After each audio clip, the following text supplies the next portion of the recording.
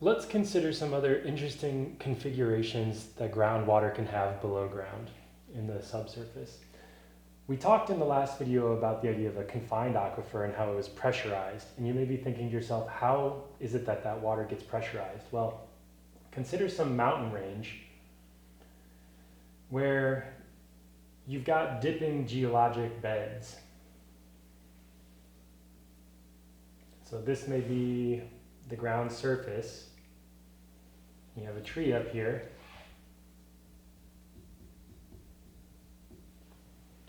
But these beds are dipping down to some valley, and they're dipping down.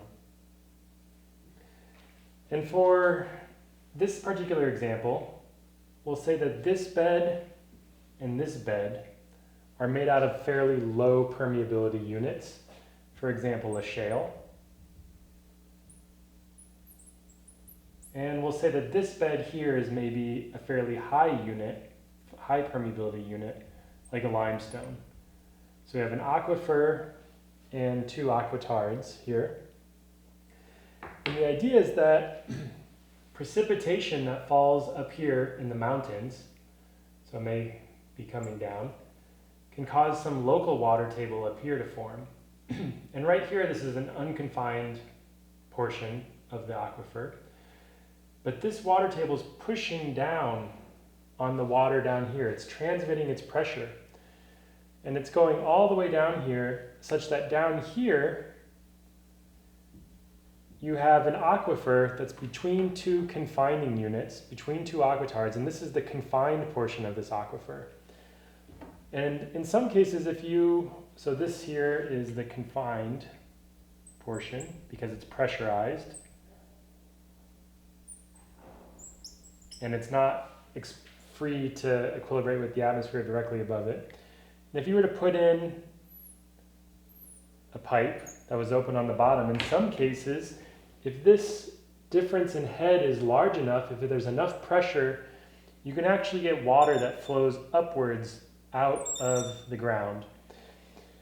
And this is called a flowing Artesian aquifer.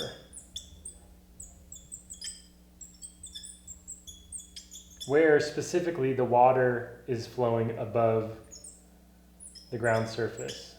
So there's flow above the ground surface here, in this case. All right.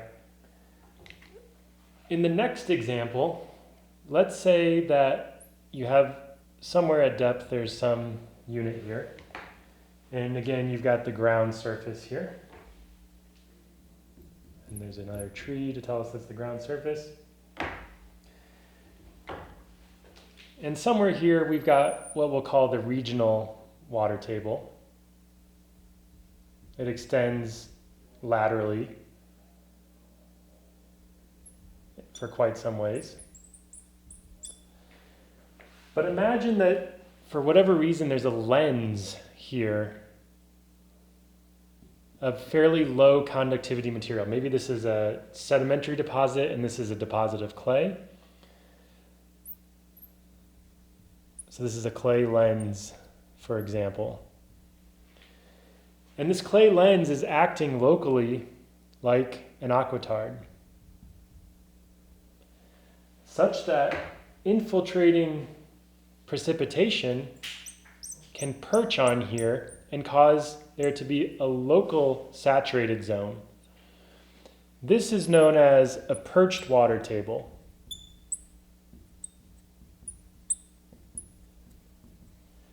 And it's perched specifically because it remains unsaturated both above and below it.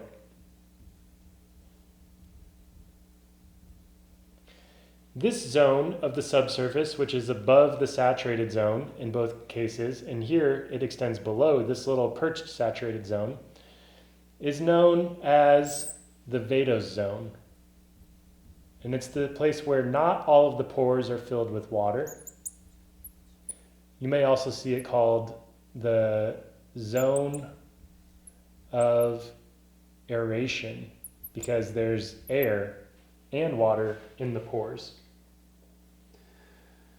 One final example of an interesting subsurface hydrologic phenomenon that we can sketch here is consider some sloping unit, for example, a shale, which is going to be the aquitard or the aquiclude.